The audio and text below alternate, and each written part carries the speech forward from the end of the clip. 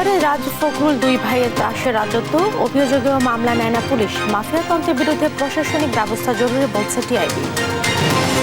যুক্তরাষ্ট্রের বাজারে কমছে বাংলাদেশি তৈরি পোশাক রপ্তানি, ভিয়েতনামের দাপট, পাত্তা দিতে নারাজ ব্যবসায়ীরা। রোনাল্ডোর ঢাকা সফর নিয়ে কাদের ফখরুলের পাল্টাপাল্টি বক্তব্য আস্থার সংকট উত্তরণের বার্তা ছিল বলছেন বিশ্লেষকরা। মন্ত্রীর নির্দেশ অমান্য করে রাজধানীতে অটোরিকশার দাপট, নির্দেশনা পায়নি ট্রাফিক বিভাগ, বাস্তবায়ন নিয়ে সংশয় বিশেষজ্ঞরা।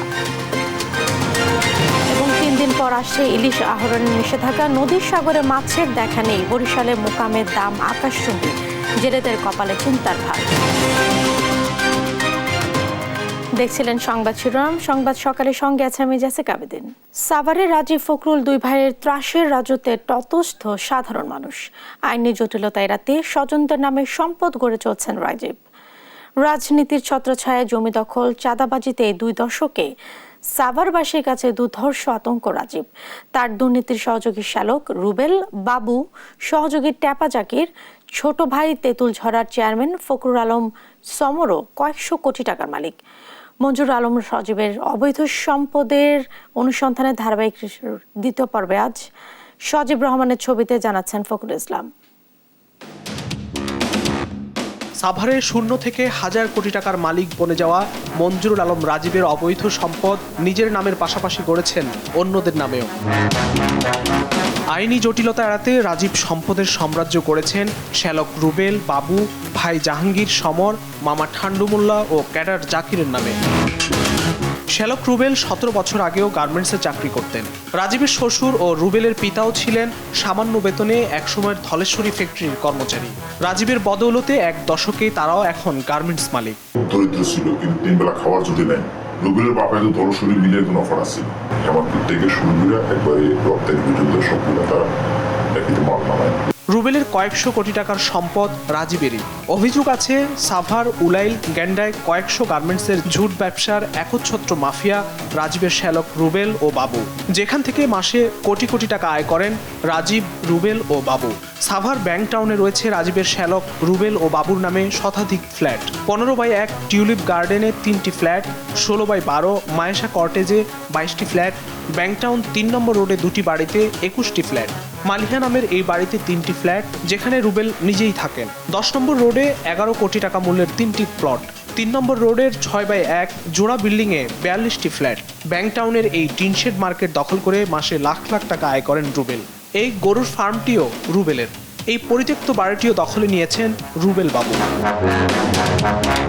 সে হচ্ছে সাভারের একমাত্র ত্রাস। রাজীব এই জমিতে দখল করবে বা কি করবে, লোকজন ভয়ে সে এলাকা ছাইরে পালাই যায়। রাজীবের আরেক ডানহাত টেপা জাকির ওরফে মামা জাকির। দেশ বিদেশে রাজীবের বেশিরভাগ সম্পত্তি নাকি এই জাকিরের নামে। 50 ভরি স্বর্ণ সবসময় পরে ঘুরে বেড়ান জাকির। আত্মীয় না হয়েও রাজীবের রাজ রিয়েল এস্টেটের এমডি এই জাকির। শুধু তাই নয়, জাকির রাজীবের অনেক ব্যবসা বাণিজ্য দেখাশোনা করেন। 15 বছর আগেও জাকিরের পরিবার চালানো যেখানে দায় ছিল, সাভার জিরাবো ফুলপুর এলাকায় কয়েক একরের উপর গড়ে তোলা এই বিলাসী বাড়ি ও গরুর খামার চোখ বদলে দেবে। রাজীব সমরের চাঁদাবাজি, টেন্ডারবাজি ও সব ব্যবসার কেশিয়ার হওয়ায় জাকিরের ভয়ে তটস্থ থাকেন এলাকাবাসী। জাকির ভাইয়ের নাম নিলে মনে করে, পাগলা ভাইয়ের নাম নিলে মনে করে হাঁটু বলতে কাপে সবাই নাম গেলে এই এলাকা কেউ আসবে না সামনে, যত ক্ষমতা খেলি লোক জুট মুসোদের রাখে। সাভারের রাজনৈতিক ও প্রশাসনিক সব ক্ষমতা রাজীব পরিবারের দখলে। রাজীবের ছোট ভাই ফখরুল আলম সমর 2015 সাল থেকে 5 বছরের জন্য ছিলেন সাভার উপজেলার দায়িত্বপ্রাপ্ত চেয়ারম্যান। ত্রাসের কারণে রাজীব ও তার পরিবার এতটাই ভয়ঙ্কর যে তাদের বিরুদ্ধে স্থানীয় থানায় মামলা, জিডি কিছুই নেওয়া হয় না বলে অভিযোগ রয়েছে। রাজীব ও তার ভাই সমরের লাইসেন্সকৃত অস্ত্রের পাশাপাশি তার ক্যাডার বাহিনীরও রয়েছে অবৈধ অস্ত্র। সাভারের মাদক ব্যবসার নিয়ন্ত্রকও এই রাজীব পরিবার। সাভারে রাজীবের রয়েছে বিশাল এক হিংস্র ক্যাডার বাহিনী। তার আরেক অনুসারী এই আতিকও 7 বছরে 100 কোটি টাকার সম্পদ গড়েছেন সাভারে। এত সব অভিযোগের বিষয় জানতে রাজীবের কাছে গেলে তিনি মানুষের প্রতি করুণার কথা জানান। মানুষ কাজ করতে গেলে তো আলোচনা সমালোচনা দুইটাই থাকবে, তাদের উদ্দেশ্যে আমার করুণা করা ছাড়া আর কিছু নেই। ট্রান্সপারেন্সি ইন্টারন্যাশনাল বাংলাদেশ টিআইবি বলছে, এমন মাফিয়া তন্ত্রের বিরুদ্ধে রাজনৈতিক ব্যবস্থার পাশাপাশি নিতে হবে প্রশাসনিক ব্যবস্থাও। সাধারণ মানুষ মুখ খুলবে কোন যুক্তিতে বা কোন সাহসে? এগুলোর যারা পর্যবেক্ষক, এগুলো যারা নিয়ন্ত্রক সংস্থা, প্রশাসন, আইন প্রশাসন, তারাই তো এদের এই ধরনের ব্যক্তির হাতে করায়ত্ত। মঞ্জুরুল আলম রাজীব ও তার পরিবারের দখল নির্যাতন থেকে বাঁচাতে এখনই উদ্যোগ নেয়ার দাবি সাধারণ মানুষের। ফখরুল ইসলাম, দেশ টিভি, ঢাকা। যুক্তরাষ্ট্রের বাজারে বরাবরই শীর্ষ তৈরি পোশাক রফতানিকারক দেশ যথাক্রমে চীন ও ভিয়েতনাম। যদিও কয়েক বছর ধরে যুক্তরাষ্ট্রের বাজারে চীনের হিস্সা কমছে, বাড়ছে ভিয়েতনামের। চলতি বছরের প্রথম 3 মাসে এই বাজারে তৈরি পোশাক রফতানিতে চীনের কাছাকাছি পৌঁছে গেছে ভিয়েতনাম। তৃতীয় শীর্ষ রফতানিকারক বাংলাদেশের তৈরি পোশাক রফতানি কমেছে। তবে রফতানির এই হ্রাস পাওয়া খুব একটি বড় বিষয় হিসেবে দেখছেন না ব্যবসায়ী নেতারা। বলছেন, মাত্র 1% রফতানি হ্রাস পেয়েছে গত মাসে। বিস্তারিত জানাচ্ছেন ইফতেখার রেজা। যুক্তরাষ্ট্রের ভিয়েতনামের রপ্তানি যখন বাড়ছে তখন কমছে বাংলাদেশের। চলতি বছরের প্রথম 3 মাসে বাংলাদেশ $176 কোটি তৈরি পোশাক রপ্তানি করে মার্কিন মূল্যকে। এ রপ্তানি গেল বছরের একই সময়ের চেয়ে 17.68% কম। গেল বছর শেষে রপ্তানি কমার হার ছিল 25%। সে হিসাবে বড় এ বাজারে বাংলাদেশের তৈরি পোশাক রপ্তানি ধারাবাহিকভাবে কমছে। অবশ্য ব্যবসায়ীরা বলছেন, শুধু 3 মাস নয়, পুরো বছর শেষে বোঝা যাবে রপ্তানির চিত্র। আমি কখনো 3 মাসের ডেপার্টে মাল পাঠাই, কখনো 6 মাসের ডেপার্টে মাল পাঠাই। তো আমি মাল পাঠাইলাম, সে মনে করেন জানুয়ারি মাসে, আমার পেমেন্টটা আসলো জুন মাসে, কিন্তু আপনি হিসাব করলেন জানুয়ারি মাসেরটা। তো জানুয়ারি মাসের রপ্তানির হিসাব করে যদি এইভাবে হিসাব করা হয় তাহলে হয় না। আমাদের একটা বছরের, আমরা যে বছরে হিসাব করি ঠিক সেইভাবে যদি আমরা হিসাব করি তখন আমরা অ্যাকচুয়াল পিকচারটা পাই। ভিয়েতনামের রপ্তানি বৃদ্ধির কারণ হিসেবে অর্থনীতিবিদ হাসান এইচ মনসুর বলছেন, ভিয়েতনাম আমেরিকার বাজারে প্রবেশে যে শুল্ক সুবিধা পাচ্ছে তা বাংলাদেশ পাচ্ছে না। তো পিছিয়ে পড়ার মূল কারণটা কিন্তু দুটো আমি বলবো। একটা হচ্ছে যে Vietnam has preferential access to US market, ফলে তাদের ডিউটি সুবিধাটা তার পাচ্ছে, যেটা বাংলাদেশ পাচ্ছে না। আমরা জিএসপি সুবিধা পাচ্ছি না গার্মেন্টসের ক্ষেত্রে বা কোনো পণ্যের ক্ষেত্রে। এই অবস্থা থেকে উত্তরণের জন্য বাতলে দেন কিছু পথ। লেবার ইস্যু আছে, এনভায়রনমেন্টাল ইস্যু আছে, এবং democracy and civil rights, civil liberties, এই ইস্যুগুলো কিন্তু সেখানেও আছে। এগুলো আসবে আলোচনা যখন বসবে। তো সেই জায়গাগুলোকে অ্যাড্রেস করে কীভাবে আমরা আমাদের প্রেফারেন্সিয়াল অ্যাক্সেসটাকে সিকিউর করতে পারি সেই বিষয়ে সরকারকে ভাবতে হবে। উৎপাদন ঠিক রাখতে কারখানাগুলোই জ্বালানি সরবরাহ ঠিক রাখার তাগিদ দেন সংশ্লিষ্টরা। ইফতেখার রেজা, দেশ টিভি, ঢাকা। ভুল বোঝাবুঝিকে পাশ কাটিয়ে বাংলাদেশ যুক্তরাষ্ট্রের মধ্যে আস্থার সংকট উত্তরণের বার্তা দিয়ে গেছেন ডোনাল্ড লু। এমনটা মনে করেন কূটনীতি বিশ্লেষকরা। তারা বলছেন, এশিয়া প্রশান্ত মহাসাগরীয় কৌশলগত ক্ষেত্রে বাংলাদেশ কতটা সম্পৃক্ত করা যায় এবং বাংলাদেশের প্রয়োজনে সহায়তার আশ্বাসও দিয়ে গেছেন মার্কিন সহকারী এই পররাষ্ট্রমন্ত্রী। তবে সম্পর্ক কতদূর এগিয়ে নেবে তা নির্ভর করছে বাংলাদেশের উপরই, এমন মত কূটনীতি বিশ্লেষকদের। ফখরুল ইসলামের রিপোর্টে থাকছে বিস্তারিত। দ্বাদশ জাতীয় নির্বাচনের পর যুক্তরাষ্ট্রের সহকারী পররাষ্ট্রমন্ত্রী ডোনাল্ড লুর দুদিনের সফর ছিল ঢাকা ওয়াশিংটন সম্পর্কে ঘনিষ্ঠতা পুনঃপ্রতিষ্ঠার বার্তা। কূটনীতি বিশ্লেষকরা বলছেন, উন্নয়নশীল দেশ হিসেবে উত্তরণে বাংলাদেশের শ্রমনীতি সংশোধন, দুর্নীতি, স্বচ্ছতা, জবাবদিহিতা নিশ্চিতে সরকারকে সহায়তা করার আশ্বাস ইতিবাচক। একই সঙ্গে বাংলাদেশে বিনিয়োগ ও বাণিজ্য বাড়ানোর স্পষ্ট বার্তা দিয়েছেন ডোনাল্ড লু। তারা আমাদের সাথে কাজ করতে আগ্রহী, আস্থার সংকট যেটা তৈরি হয়েছিল সেটা ওভারকাম করতে চায়। বাংলাদেশের যেহেতু একটা সামনের দিকে আপনার গ্র্যাজুয়েশনের ইস্যু আছে, তখন এমনিতেও কিন্তু আমাদের অনেক সংস্কার প্রয়োজন হবে, তো এখন বিনিয়োগের প্রয়োজন হবে। এই হার্ড ইস্যুসগুলোকে, এই চ্যালেঞ্জগুলোকে মোকাবেলা করার জন্য তাদের দিক থেকে তাদের একটা ইচ্ছা বা উদ্যোগ তারা নিতে আগ্রহী।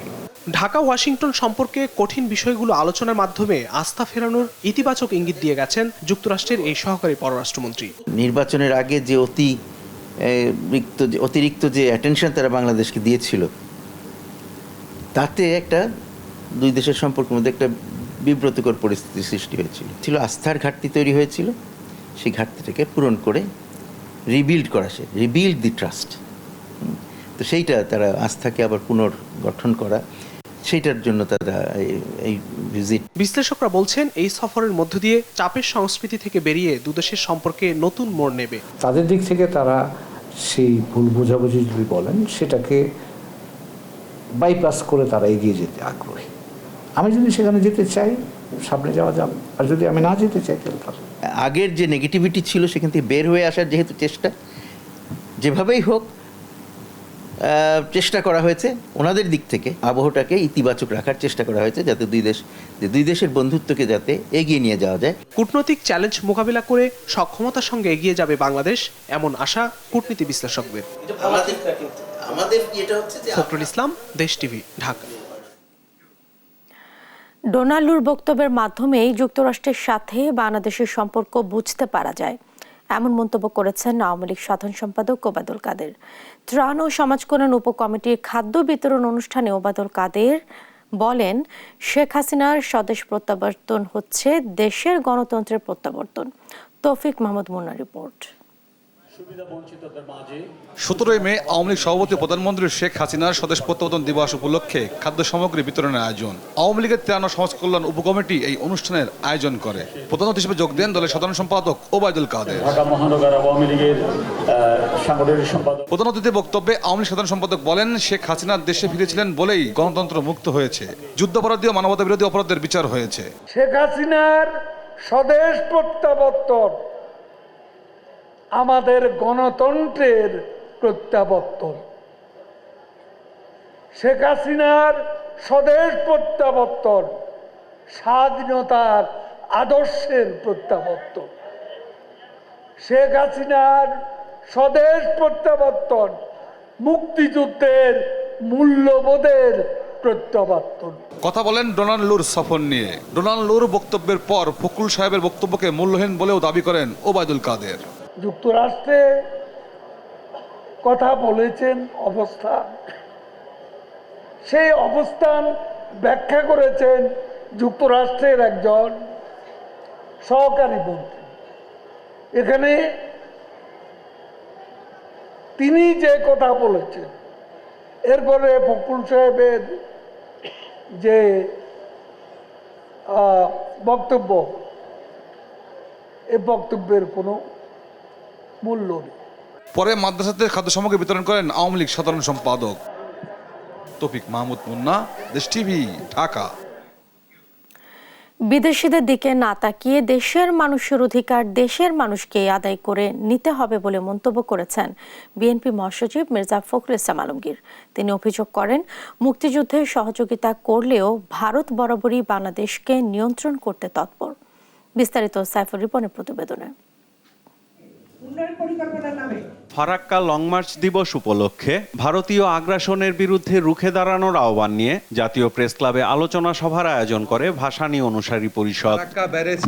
আলোচনায় স্বাধীনতা পূর্ব সময়ে পাকিস্তানিদের হাতে দেশের যত মানুষ হত্যা হয়েছে, স্বাধীনতা উত্তর সময়ে তার চেয়ে বেশি মানুষ সীমান্তে ভারত মেরেছে অভিযোগ করে বক্তারা বলেন, ভারতের বাংলাদেশের প্রতি অবজ্ঞা ও অবিচারের একমাত্র প্রতিবাদের পথ দেশে গণতন্ত্র প্রতিষ্ঠা করা। পাকিস্তান দ্বারা যতটা নিষ্পেষিত হয়েছি, যতটা অত্যাচারিত হয়েছি, যতটা শোষিত হয়েছি, তার চেয়ে অনেক বেশি এই স্বাধীন দেশে বসে ভারত দ্বারা শোষিত হই, ভারত দ্বারা অত্যাচারিত হই। আজকে বাংলাদেশে গণতন্ত্র নেই কেন, তার জন্যও কিন্তু ভারতকেই দায়ী করতে হবে।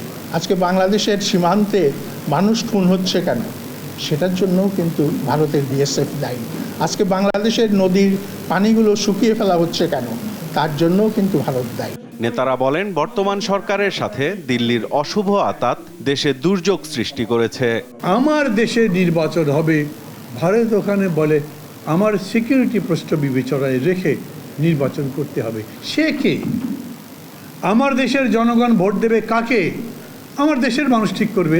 বিএনপি মহাসচিব মির্জা ফখরুল ইসলাম আলমগীর বলেন, ভারতের সাথে দেশের জনগণের স্বার্থে অবস্থান নিতে ব্যর্থ হয়েছে সরকার।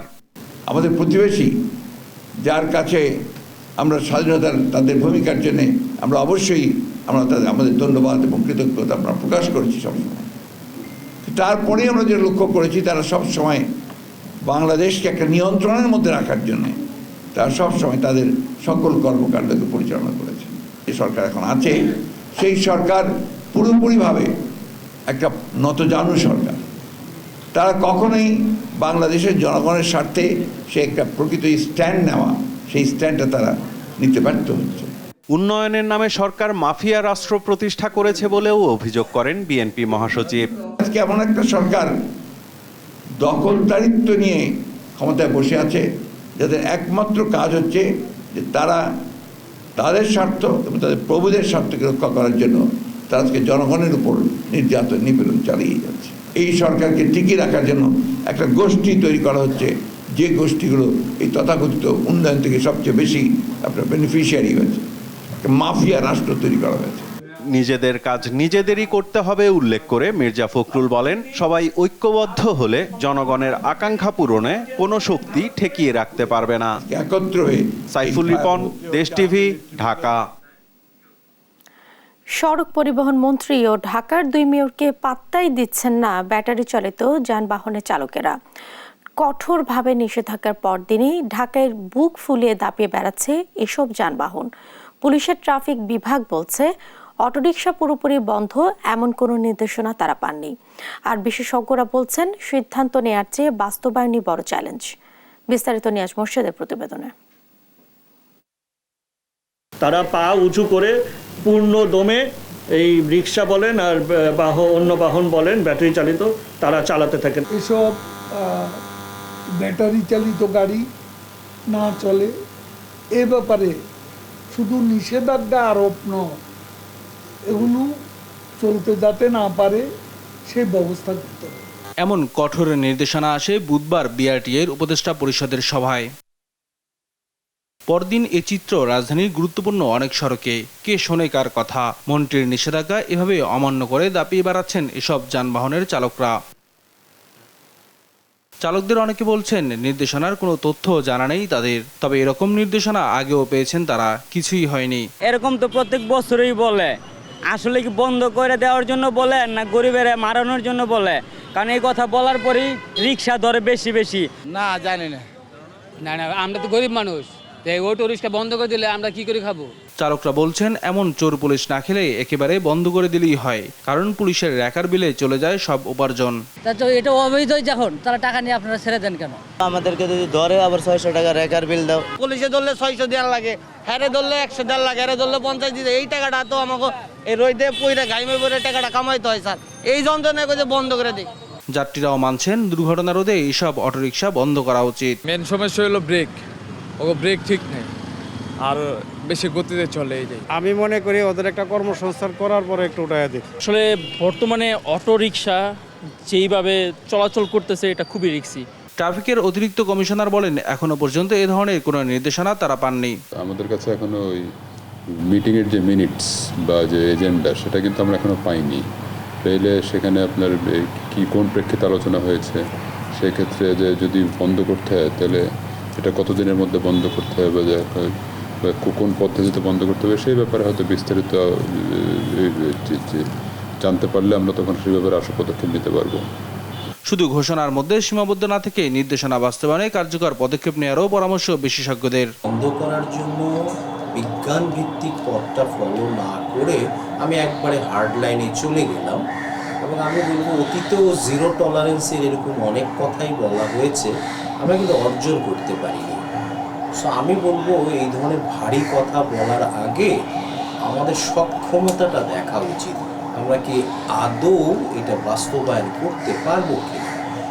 তো সেই হিসাবে আমি বলবো সিদ্ধান্ত কঠিন, সিদ্ধান্ত অনেক ভারী, কিন্তু এটা অর্জন করার জন্য আমি বলবো না সক্ষম হবে।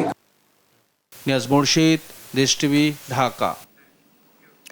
2024-25 অর্থ বছরের জন্য বার্ষিক উন্নয়ন কর্মসূচি এডিপি বা উন্নয়ন বাজেট অনুমোদন দিয়েছে সরকার। সকালে জাতীয় অর্থনৈতিক পরিষদের সভায় আগামী অর্থ বছরের জন্য 2,65,000 কোটি টাকার এডিপি অনুমোদন দেওয়া হয়। পরিকল্পনা সচিব জানান, এবারের বাজেটের মূল লক্ষ্য মূল্যস্ফীতি নিয়ন্ত্রণ। বিস্তারিত জানাচ্ছেন শামীমা আক্তার।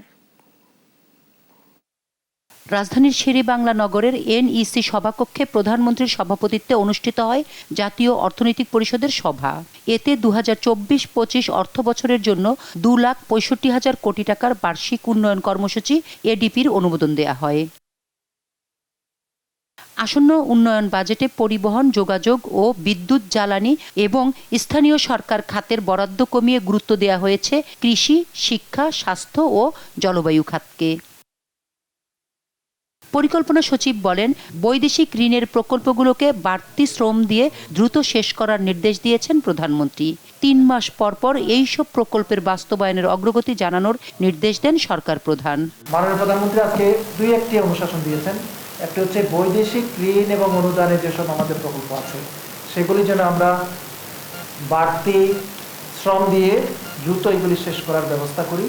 এবং উনি আরেকটি নির্দেশনা দিয়েছেন, বৈদেশিক ঋণের আওতায় যেসব প্রকল্প বাস্তবায়িত হচ্ছে সেগুলি উনি নিয়মিত পরিবীক্ষণের জন্য 3 মাস অন্তর অন্তর ইকনিককে অবহিত করার একটি নির্দেশনা দিয়েছেন। চলতি অর্থ বছরের তুলনায় 2024-25 অর্থ বছরের উন্নয়ন বাজেটে বরাদ্দ বেড়েছে 2,000 কোটি টাকা। পরিকল্পনা মন্ত্রী জানান, আগামী অর্থ বছরের ADPর আওতায় 1321টি প্রকল্প বাস্তবায়ন হবে। 1321টা প্রকল্প এই IMED-কে যদি আমি দেই, তোরা তো এটার ভারেই পড়ে যাবে। পার্সেন্টেজ চেক করতে হয় বা রুগ্নগুলি চেক করতে হয়। 100% করা যায় না। 100% করা যায়, যে ম্যান পাওয়ার দরকার, যে ফ্যাসিলিটি দরকার, সেটা সবসময় দেওয়া যায় না। রুগ্ন প্রকল্পগুলো বা রুগ্ন হতে যাচ্ছে সেগুলোকে আমরা অগ্রাধিকার ভিত্তিতে আমরা দেখি। তবে 3 মাসে যে আমরা রিভিউটা করব, সেই রিভিউটা কিন্তু অনেক কিছু আমাদেরকে পথে তুলে দেবে এবং আর বিলম্ব হবে বলে আমি মনে করি।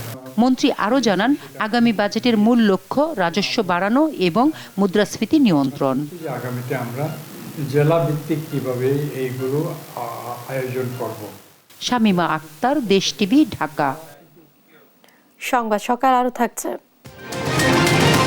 খুলনা সড়কে অবাধে দাপিয়ে বেড়াচ্ছে ফিটনেসবিহীন 600 গাড়ি। যাত্রী ভোগান্তির পাশাপাশি প্রায় ঘটে দুর্ঘটনা।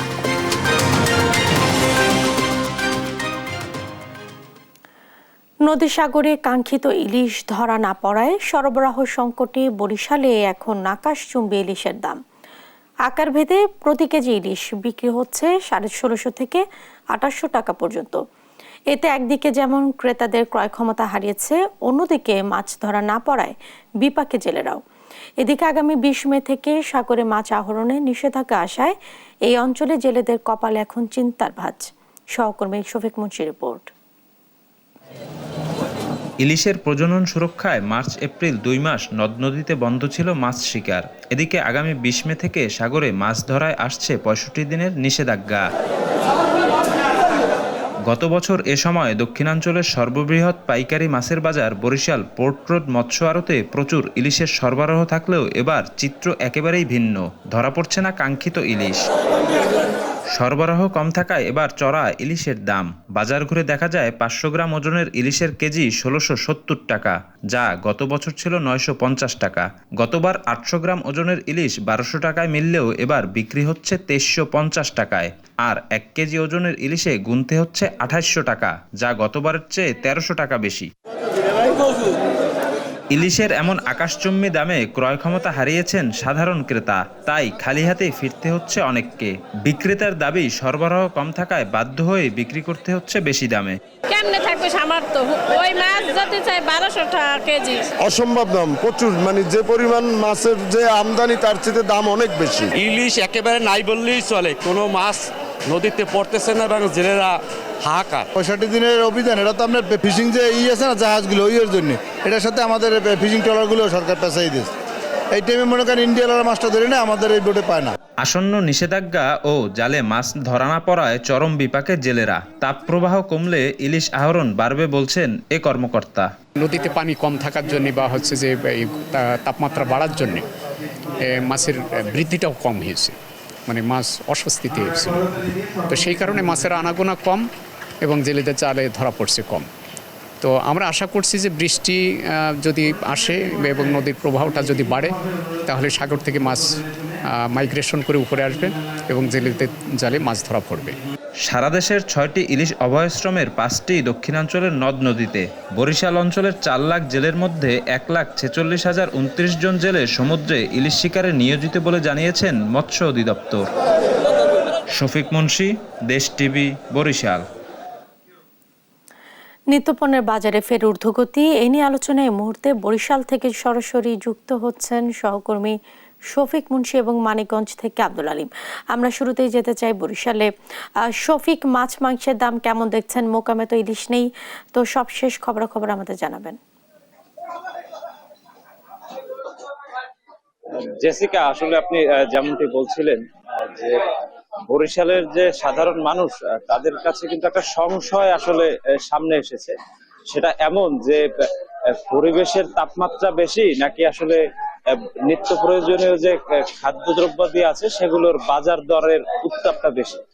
তো এই একটা দ্বিধাদ্বন্দ্বেই কিন্তু বরিশালের যারা আছেন তারা আছে। আমরা বর্তমানে যেখানে আছি সেটা হচ্ছে বরিশাল ফোর্ট রোড বাজার, এবং এই বাজারে এসে আমরা যেটা দেখেছি যে গরুর মাংস কিন্তু বিক্রি হচ্ছে 780 টাকা করে। আমরা ক্রেতাদের সাথে কথা বলেছি, তারা আমাদেরকে জানালো যে তারা 2 সপ্তাহ আগেও কিন্তু 750 টাকায় গরুর মাংস কিনতে পারলেও কিন্তু এখন কিন্তু দাম বাড়িয়ে দেওয়া হয়েছে। আমরা কিন্তু যারা বিক্রেতা তাদের সাথে কথা বলেছি, তারা আমাদেরকে একটু উল্টো চিত্র আসলে দেখালো। তারা বলেছে যে তারা নাকি গত সপ্তাহে 800 টাকা বিক্রি করেছে, এখন 20 টাকা কমে বিক্রি করছে। মুরগির বাজারেও একই অবস্থা, যে দামের উত্তাপটা বেশি।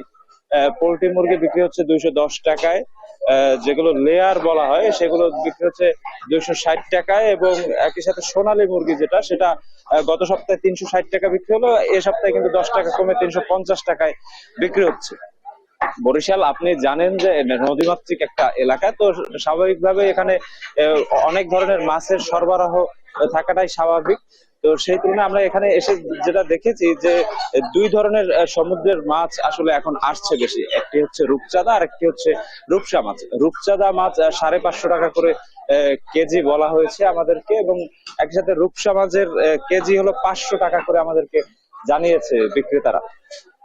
অন্যান্য যে নদ নদীর মাছ আছে তার মধ্যে তেলাপিয়ার দাম বলছে 350 টাকা করে কেজি। রুই মাছের দাম, যেটা আসলে চাষের রুই বলেই আমাদেরকে জানিয়েছে, সেটার দাম হচ্ছে 400 টাকা। এবং একই সাথে যে শিং মাছ কিছু আমরা দেখেছি, শিং মাছের দাম কিন্তু আমাদেরকে যেটা জানিয়েছে চাষের শিং মাছ 600 টাকা করে। তো এই ছিল বরিশাল থেকে আমার কাছে নিত্য প্রয়োজনীয় বাজারের সর্বশেষ খবর। আমরা এখন চলে যাব মানিকগঞ্জ।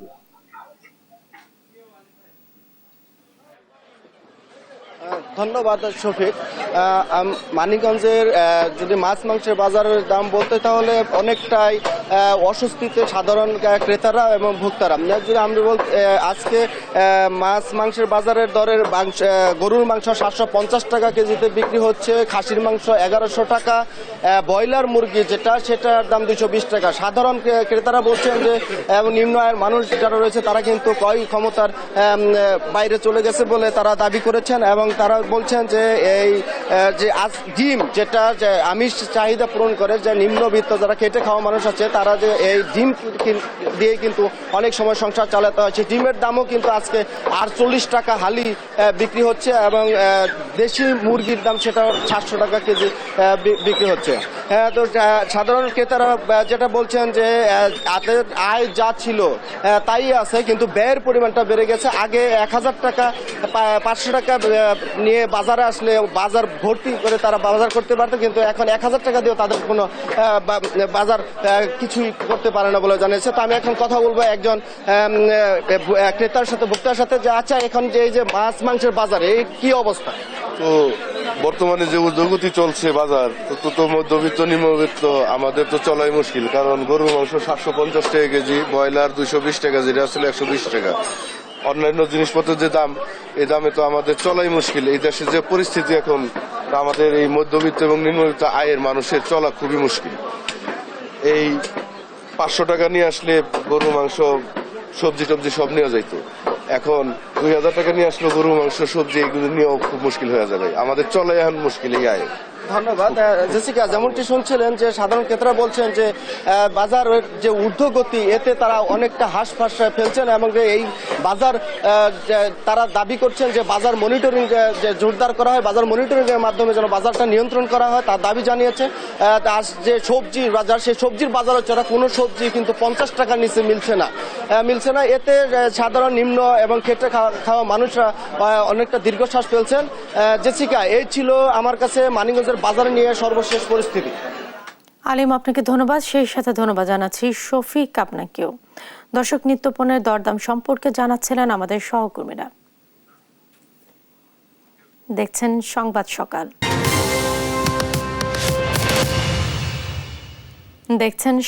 সকাল। খুলনার সড়কে অবাধে দাপিয়ে বেড়াচ্ছে ফিটনেসবিহীন 600 গাড়ি। এর মধ্যে রয়েছে অটোরিকশা, বাস, ট্রাক ও মাইক্রোবাস সহ বিভিন্ন যানবাহন। এসব ফিটনেসবিহীন গাড়িতে যাত্রীদের ভোগান্তির পাশাপাশি প্রায় ঘটে দুর্ঘটনা। তাই এসব যানের বিরুদ্ধে ব্যবস্থা নেওয়ার দাবি সচেতন নাগরিকদের। সহকর্মী নূর ইসলাম রকি জানাচ্ছেন বিস্তারিত। নগরীর প্রবেশদ্বার, গুরুত্বপূর্ণ পয়েন্টে অভিযান এবং টার্মিনালে নিয়মিত ব্যবস্থা নিলেও সড়কে কোনোভাবেই বন্ধ হচ্ছে না ফিটনেসবিহীন গাড়ি চলাচল। এতে বাড়ছে দুর্ঘটনা, ঝুঁকিতে পড়ছেন যাত্রীরা। বিআরটি এর তথ্য অনুযায়ী নগরী ও জেলার বিভিন্ন রুটে ফিটনেস ছাড়াই চলাচল করছে বাস, অটোরিকশা, ট্রাক, প্রাইভেট কার সহ বিভিন্ন ধরনের অন্তত 6 শতাধিক যানবাহন।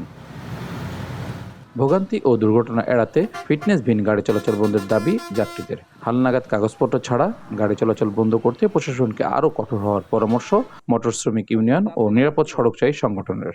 ফিটনেস না হলে তো সমস্যা অনেক কিছু, দুর্ঘটনার সমস্যা। শ্রমিক ইউনিয়নের সিদ্ধান্ত দিতে কোনো মালিকের গাড়ি যদি কমপ্লিট না থাকে সেই ক্ষেত্রে আমরা সেই গাড়ি চালাবো না। সড়ক নিরাপত্তা যে আইন আছে সেই আইনের যদি সঠিক বাস্তবায়ন হয় তাহলে সড়কে যেমন দুর্ঘটনা কমবে তেমনি মানুষ নিরাপদে ঘরে ফিরবে। তবে সড়কে ফিটনেসবিহীন গাড়ি নেই দাবি করে বাস মালিকরা বলছেন তাদের চাপে রাখতে বিআরটিএ এসব অভিযোগ তোলে। আদৌ ফিটনেসবিহীন কোনো গাড়ি আছে কিনা এটা আমার নলেজে নেই। এটা হয়তো বিআরটি ডিসি হিসেবে এক্সপ্রেস চাপ দেয়, উন্নত প্রশাসনের চাপ দেয়। এবার রোডে আসলে আপনার গাড়ি চেক করেন, অমুক করেন, তমুক করেন, আসলে ফিটনেসবিহীন কোনো গাড়ি নেই। ফিটনেসবিহীন গাড়ি চলাচল বন্ধে নগরীর প্রবেশ পথ সহ বিভিন্ন পয়েন্টে চেকপোস্ট, মোবাইল কোর্ট, সাঁড়াশি অভিযান চালানোর কথা জানায় বিআরটিএ ও ট্রাফিক পুলিশ।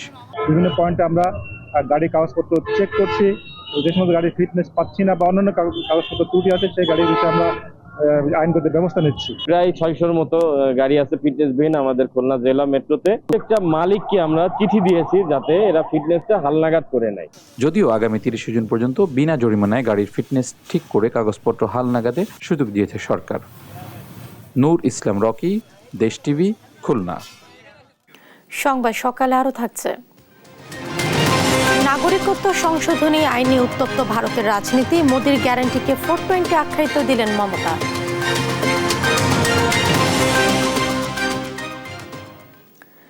দাবদাহে ফের বাড়ছে তাপমাত্রার পারদ। উষ্ণতা বাড়ছে রাজধানী ঢাকাতে। সারা দেশে কম বেশি বাড়ছে তাপমাত্রা। আবহাওয়া অফিস বলছে কালও এ ধারা অব্যাহত থাকবে। তবে 18 মে থেকে বৃষ্টিপাতের সম্ভাবনার কথাও জানিয়েছেন তারা। বিস্তারিত সাবরিনা মজুমদার রিপোর্টে। এপ্রিল জুড়ে টানা তাপপ্রবাহের পর চলতি মাসের প্রথম সপ্তাহ থেকে শুরু হয় বৃষ্টি, কমতে থাকে তাপপ্রবাহ। এরপর আবার প্রায় 3 দিন ধরে বাড়তে শুরু করেছে উত্তাপ। রোদের তেজের সঙ্গে পাল্লা দিয়ে বাড়ছে গরমের তীব্রতা। কোথাও যেন নেই স্বস্তির আভাস। বিপাকে গোটা দেশের মানুষ। গরমের সহ্য না, পরন অস্থির করে আলাদা আমাকে যে গরমটা পড়ছে, এই গরমে আমরা একটা খ্যাপ মারলে আমাদের শরীরের শক্তি বল থাকতেছে না। তীব্র তাপ ধারণের কারণে আমাদের ক্লাস করতে সমস্যা হচ্ছে। গরম তো কিছুদিন আগে অনেক বেশি ছিল, মাঝখানে একটু কমে বৃষ্টি হয়ে আবার বেড়ে গেল। তো সেই যদি আবার বৃষ্টি হতো তাহলে আবার অনেকটা ভালো হতো, আমাদের জন্য স্বস্তি লাগতো। এদিকে আবহাওয়া অফিস থেকে মিলেছে স্বস্তির বার্তা। এপ্রিল মাসের মতো মে মাসে দীর্ঘস্থায়ী তাপপ্রবাহ থাকবে না বলেই জানাচ্ছেন তারা। চলমান যে তাপপ্রবাহ, সেই তাপপ্রবাহ 17 তারিখ, কোথাও 18 তারিখ পর্যন্ত অব্যাহত থাকবে। এর পরবর্তীতে তাপপ্রবাহের অবসান হওয়ার সম্ভাবনা আছে। 18 তারিখ থেকে দেশের উত্তর পূর্বের অংশের বিভিন্ন জেলায় বৃষ্টিপাতের সম্ভাবনা রয়েছে। তখন থেকে তাপপ্রবাহ কমবে। 19 থেকে 20 তারিখে দেশের অনেক জায়গায় বৃষ্টি হতে পারে বলেও জানিয়েছে আবহাওয়া অফিস। 18 তারিখ থেকে দেশের উত্তর পূর্বের যে অঞ্চলগুলো আছে, বিশেষ করে সিলেট এবং ময়মনসিংহ বিভাগের বৃষ্টিপাতের প্রবণতা বৃদ্ধি পাবে, বৃষ্টিপাত শুরু হবে, ওইখান থেকে তাপমাত্রা কমা শুরু হয়ে যাবে। সবুজ মেরে কংক্রিটের নগর আর জলাধার ভরাট সহ প্রকৃতি বিরোধী কর্মকাণ্ড দিন দিন পৃথিবীর উষ্ণতাকে বাড়িয়ে দিচ্ছে বলেই মনে করছেন বিশেষজ্ঞরা। সাবিনা মজুমদার, দেশ টিভি, ঢাকা। দেখছেন সংবাদ সকাল। দেখছেন সংবাদ সকাল। আগামী বছর থেকে পায়রা গভীর সমুদ্র বন্দরের কার্যক্রম শুরু হবে বলে জানিয়েছেন নৌ পরিবহন প্রতিমন্ত্রী খালেদ মাহমুদ চৌধুরী। বৃহস্পতিবার রাজধানীর একটি হোটেলে চট্টগ্রাম বন্দর ও সংযুক্ত আরব আমিরাতের আবুধাবি পোর্টের মধ্যকার সমঝোতা চুক্তি সই অনুষ্ঠানে এসব কথা বলেন তিনি। চুক্তি অনুযায়ী চট্টগ্রাম বন্দরের বিভিন্ন উন্নয়ন কার্যক্রম যৌথভাবে বিনিয়োগ করবে এডি পোর্ট গ্রুপ। বিস্তারিত হাসান মাহমুদের রিপোর্টে। চট্টগ্রাম বন্দরের বিভিন্ন উন্নয়ন কার্যক্রম ও বে টার্মিনাল প্রজেক্টে বন্দর কর্তৃপক্ষের সঙ্গে সমঝোতা চুক্তি স্বাক্ষর করেছে সংযুক্ত আরব আমিরাতের আবুধাবি পোর্ট। চুক্তি অনুযায়ী আন্তর্জাতিক কন্টেইনার টার্মিনাল নির্মাণ ও পরিচালনায় সহায়তা দেবে আবুধাবি সমুদ্র বন্দর। এতে চট্টগ্রাম বন্দরের সক্ষমতা আরও বৃদ্ধি পাবে বলছে কর্তৃপক্ষ। অনুষ্ঠানে প্রধান অতিথির বক্তব্যে নৌ পরিবহন মন্ত্রী খালিদ মাহমুদ চৌধুরী জানান, আগামী বছর চালু হবে পায়রা গভীর সমুদ্র বন্দর। পায়রা বন্দর গতকালকে পরীক্ষামূলক 200 মিটার একটি জাহাজ প্রায় 50,000-এর উপরে পণ্য নিয়ে আমাদের নির্মাণাধীন জেটিতে বার্থিং করেছে। এটা পায়রা পোর্টের জন্য একটি অসম্ভব একটা ভালো অনুভূতি গতকালকে তৈরি হয়েছে। আমি আশা করি আগামী বছর থেকে এই পায়রা পোর্ট অন্যান্য বন্দরের মধ্যে নিয়মিত অপারেশন কার্যক্রম চালিয়ে যাবে। এ সময় এক প্রশ্নের জবাবে মন্ত্রী বলেন, বন্দর কার্যক্রমে যে কোনো দেশের বিনিয়োগকে স্বাগত জানাবে বাংলাদেশ। আমাদের চট্টগ্রাম বন্দর, মংলা বন্দর, মাতারবাড়ি গভীর সমুদ্র বন্দর অথবা পায়রা বন্দর, যে কোনো বন্দরে বিনিয়োগের জন্য আমরা সমগ্র পৃথিবী যারা বিনিয়োগ করতে চায় তাদের জন্য মাননীয় প্রধানমন্ত্রী বলেছেন আমরা সেই ধরনের সব ধরনের সুযোগ সুবিধা আমরা দিব এবং তারা এডি পোর্ট বাইরেও কেউ যদি করতে চায় আমরা তাদেরকেও স্বাগত জানাবো। তবে এই চুক্তি কতটা যুক্তিযুক্ত সেই প্রশ্নের উত্তর এড়িয়ে গেলেন মন্ত্রণালয়ের প্রতিমন্ত্রী ও সচিব। সমুদ্র হাসান মাহমুদ, দেশ টিভি, ঢাকা। চামড়া শিল্পে মানমাত্রায় কোনো ছাড় দেবে না পরিবেশ মন্ত্রণালয়।